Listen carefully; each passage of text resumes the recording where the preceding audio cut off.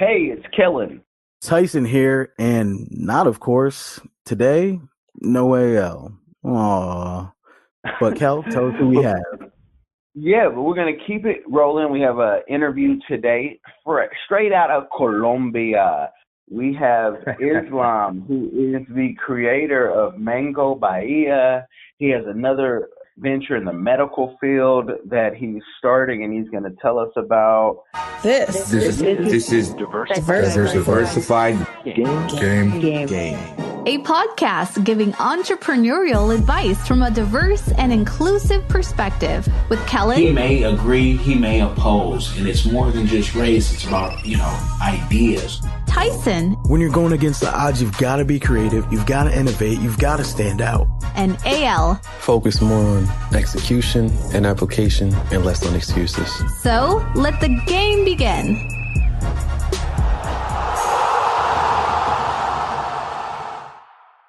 And I'm going to tell you, Islam's story is very interesting because he used to be in the U.S. Navy.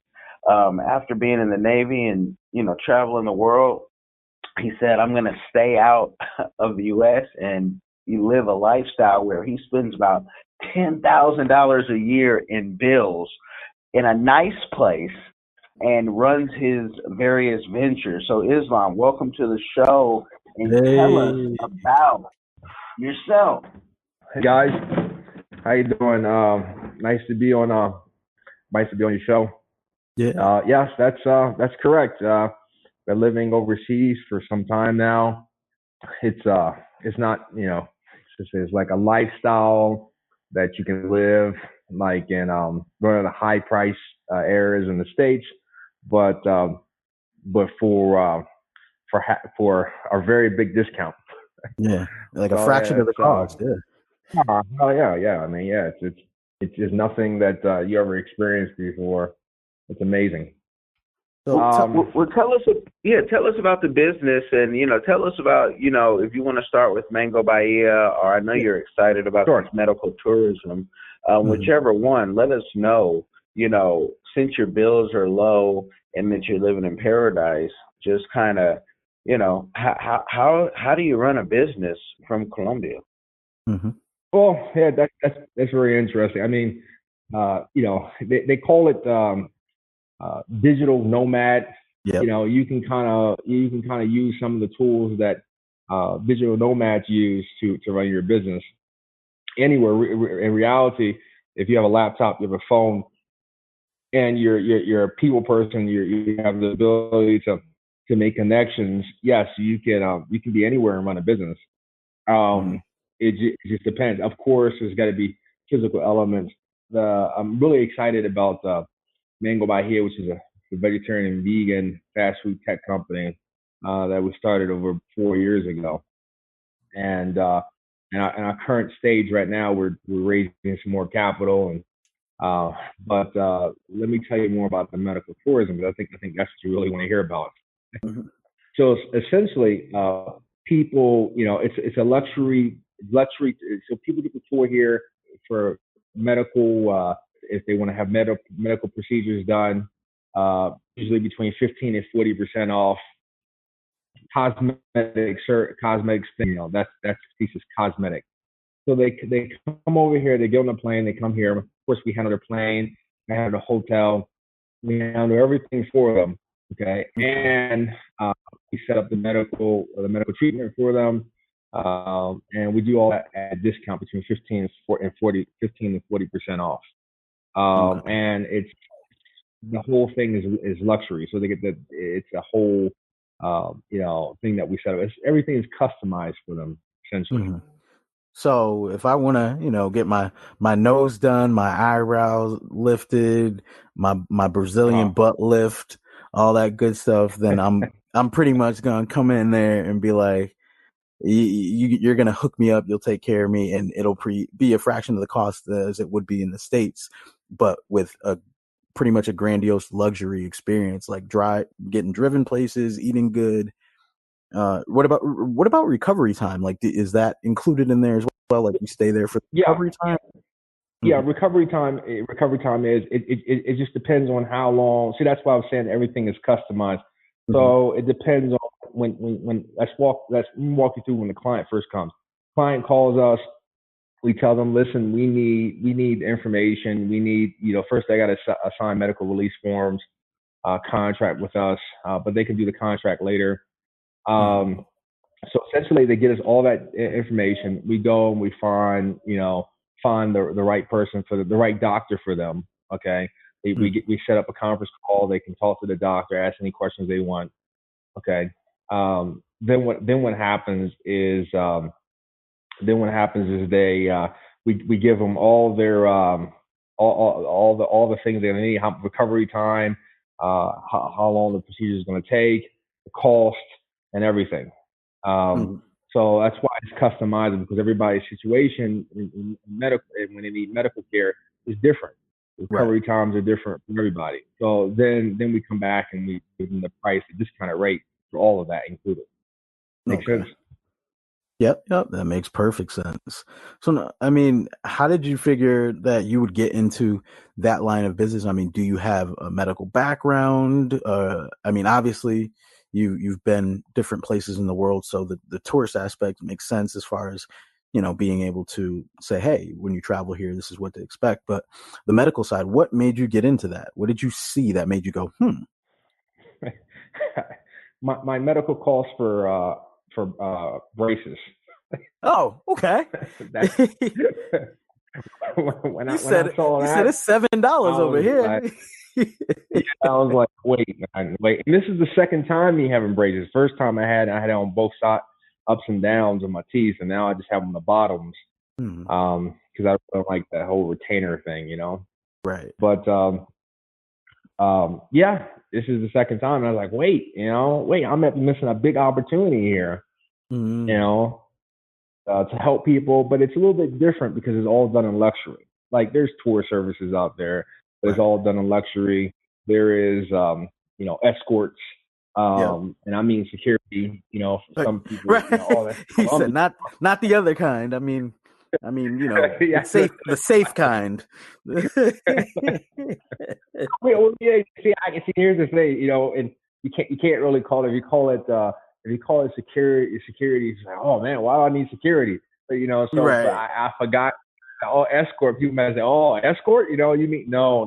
He said that's part of the experience. No. No, I don't want. No, that's not. Has nothing to do with a Mango Met tour, man. Nothing. There you go. So good. But they speak Spanish, English.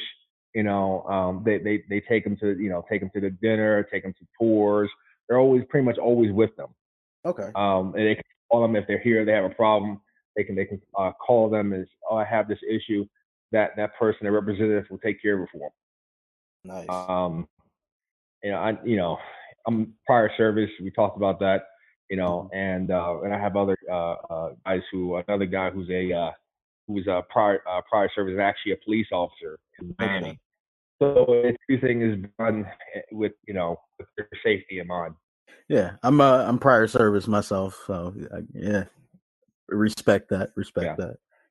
Yeah, so Colombia has a lot of tours, things to do. You'd be surprised.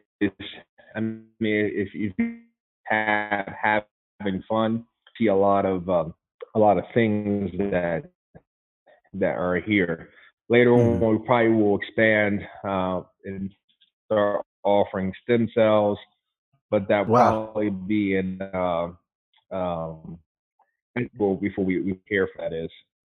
Okay. Because in the States, everything is on trials. Everything States in a lot of these other countries, Peru, Colombia, Panama, Singapore, they're already using it. They've been using that for years.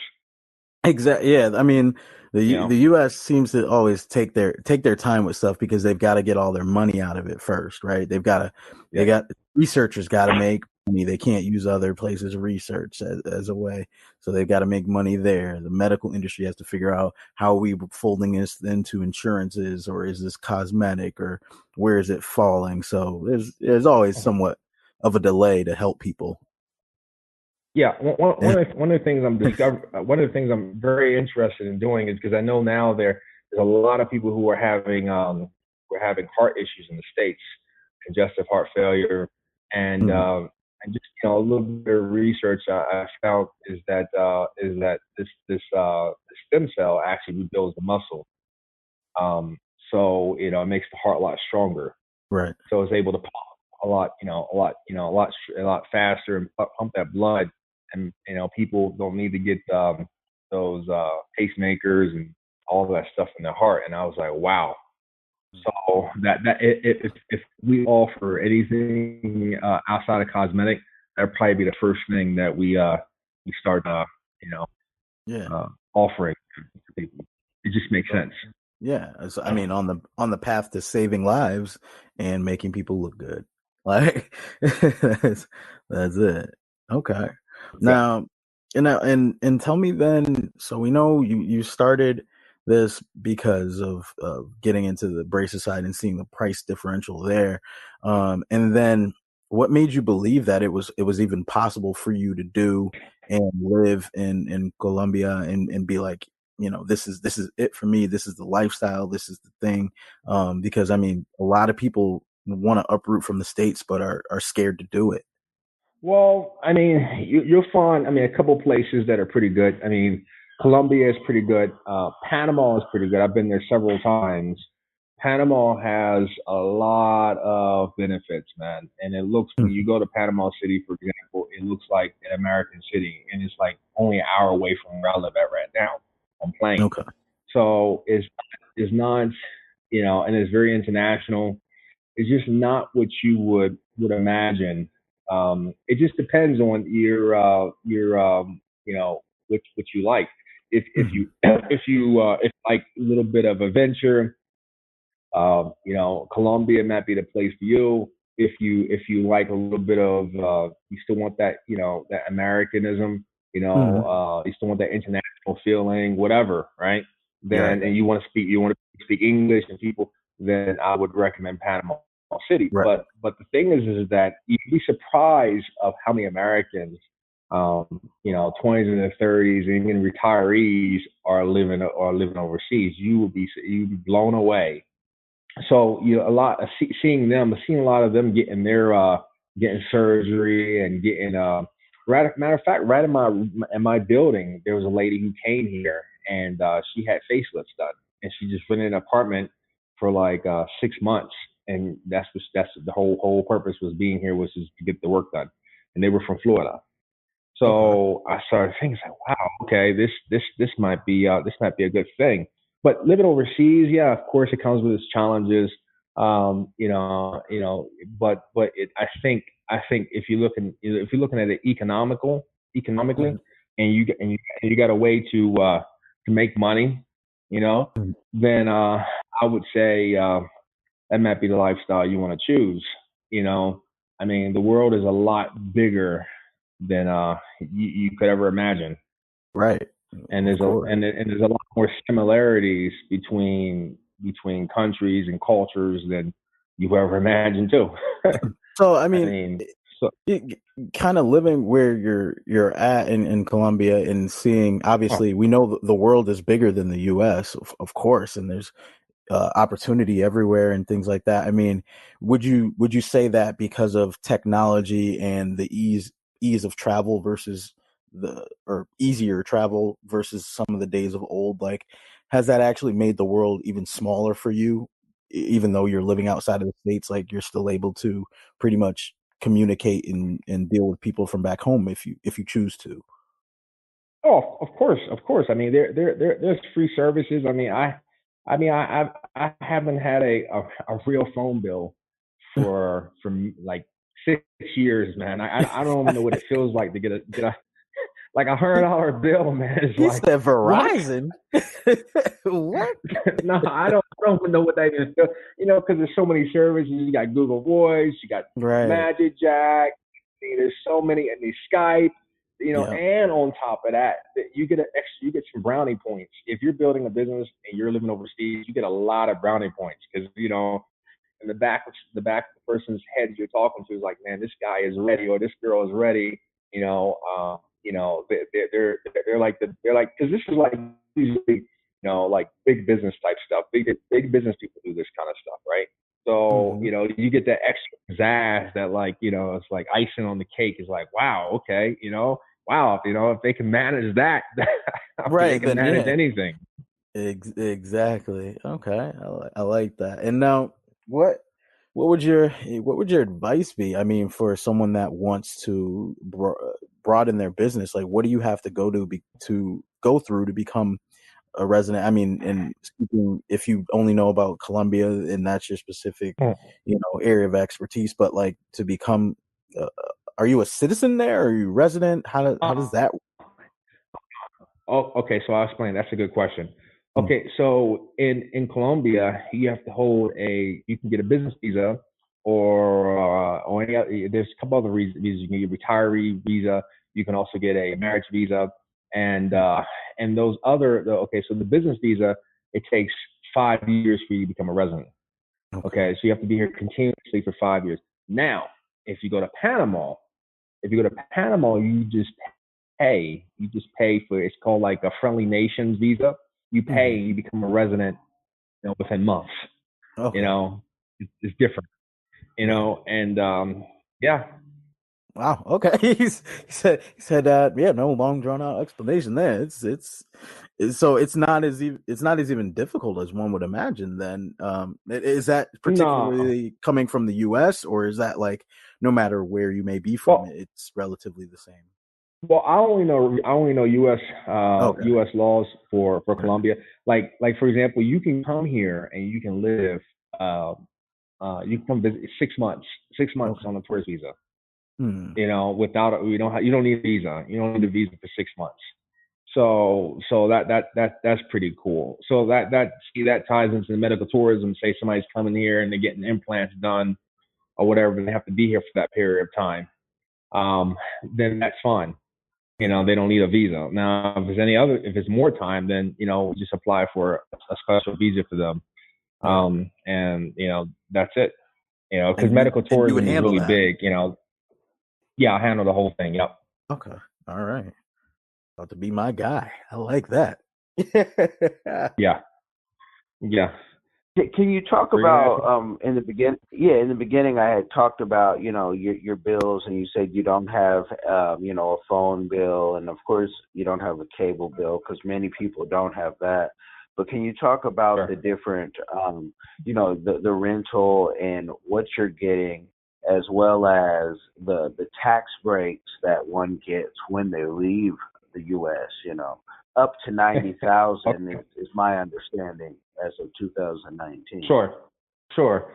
I can talk about that. Okay, so the difference in prices for apartment, like when I lived in Gaithersburg, when I was in college, my apartment was $1,000 a month for a 1-bedroom, very, very small apartment. I mean, if you set a timer, I can walk from each room, the whole apartment. I can probably walk in like 10 seconds, 12 seconds. It was very small, man. Okay. That's what I'm trying to, okay. So the thing is like, and it was in Gaithersburg. So it wasn't like in Bethesda or anything like that. So I was paying $1,000 a month for that apartment. There was nothing special about that apartment.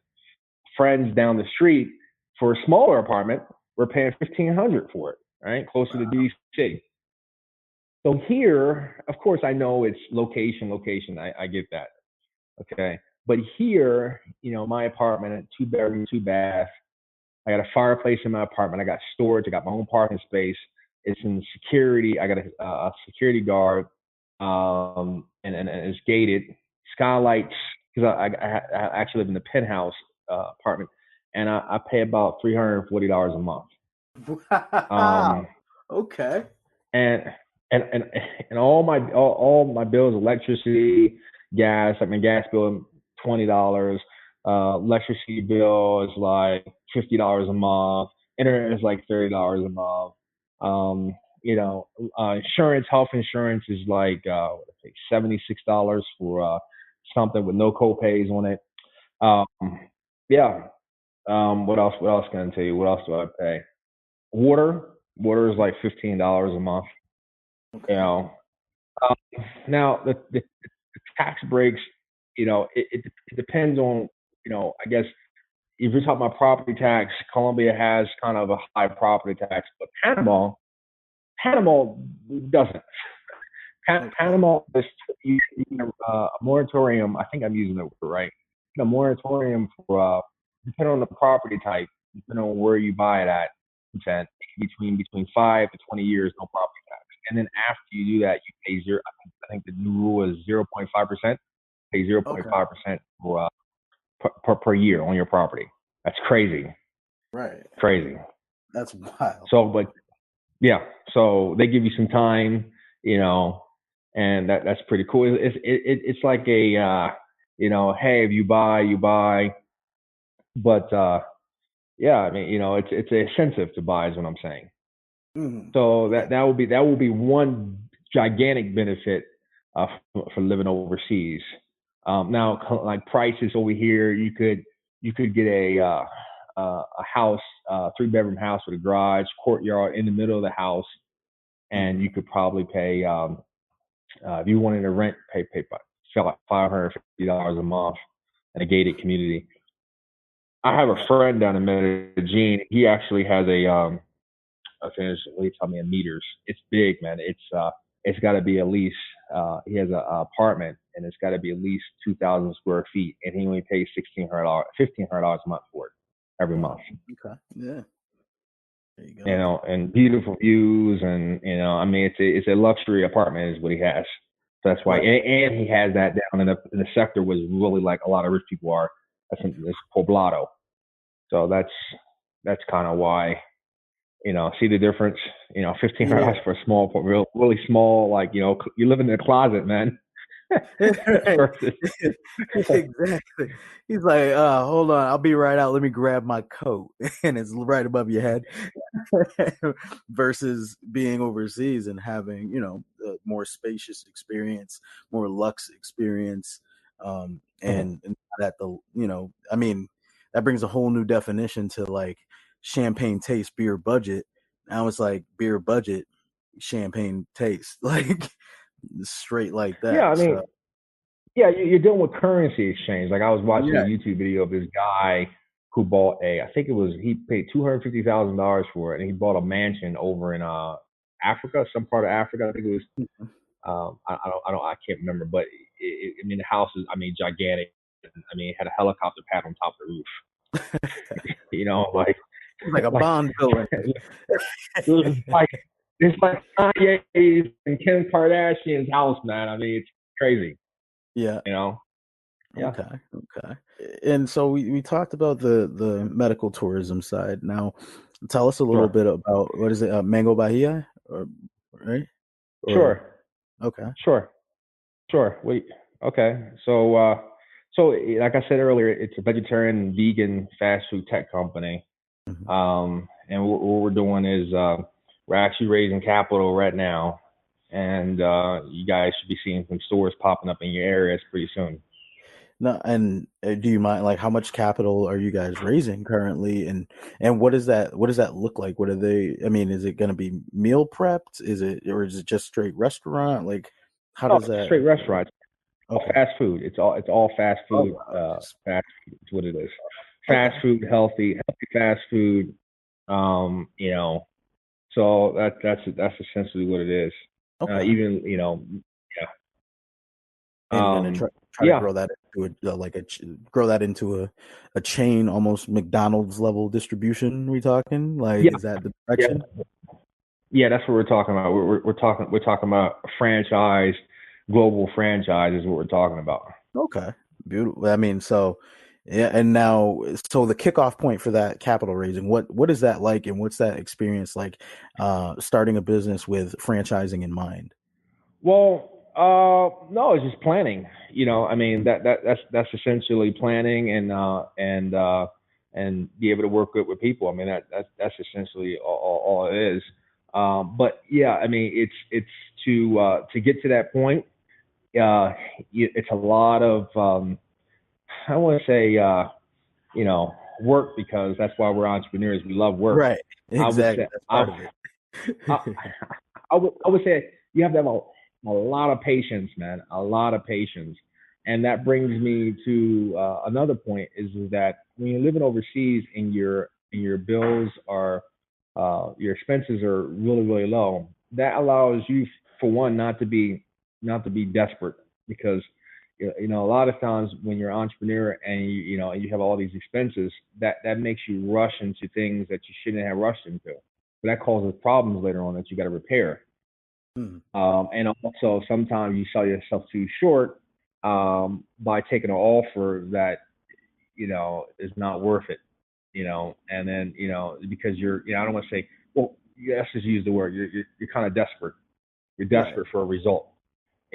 So when you're building a business and you're doing something overseas, see, it depends on your strategy. My strategy is long game. A long term strategy is not it's not short term. It's not. So I can play that game. Right. But after a while the game does get tiresome. You should just get this. Let's get it on. But even still, you don't have to rush. Yes, you don't have to rush for the first amount of offer that comes to you. That's another another thing that it takes time for us entrepreneurs to learn. You're gonna get beat up a lot, But I think the ones that win are the ones who go a couple rounds. Those are the ones they're sitting on the it's like boxing, man. And then they just come out swinging. It's like, man, I thought this guy was better than the ace. Yeah, right. Exactly. But nah, you were conserving.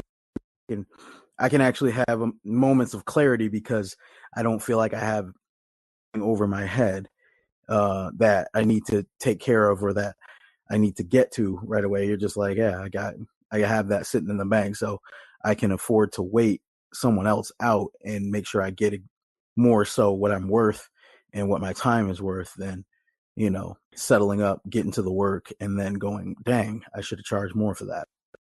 Well, let's remember with all this entrepreneur talk, Jeff Bezos, for all the spotlight he's getting right now, it didn't happen overnight. Right. And he thought that he was crazy, and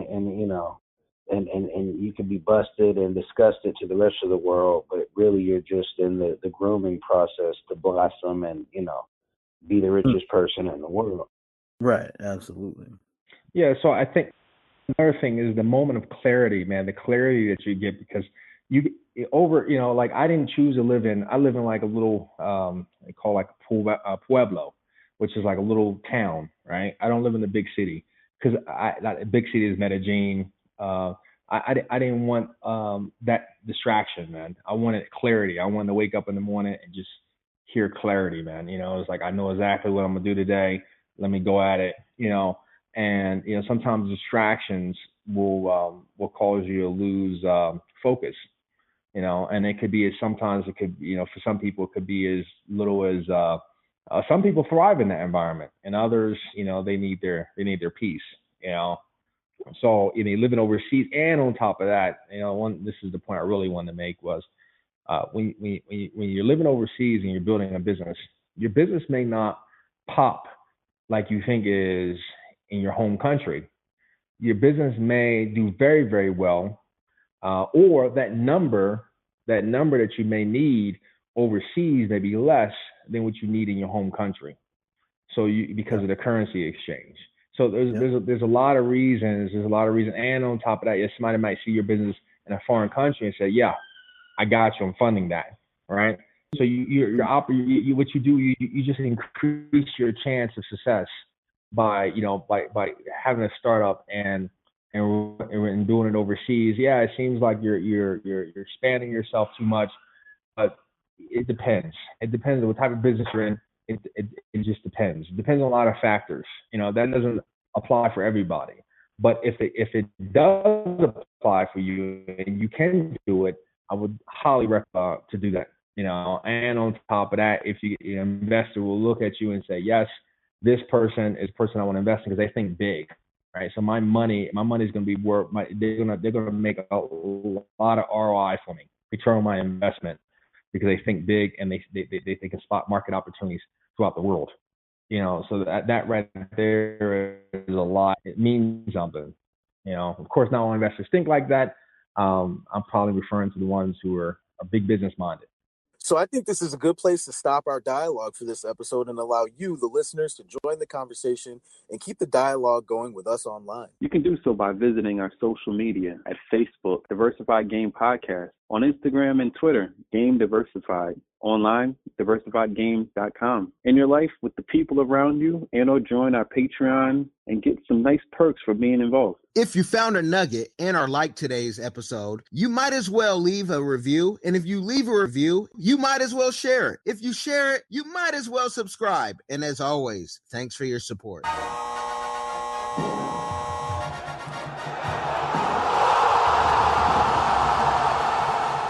Thanks for getting in the game and listening to the Diversified Game podcast with Kellen, Tyson, and AL.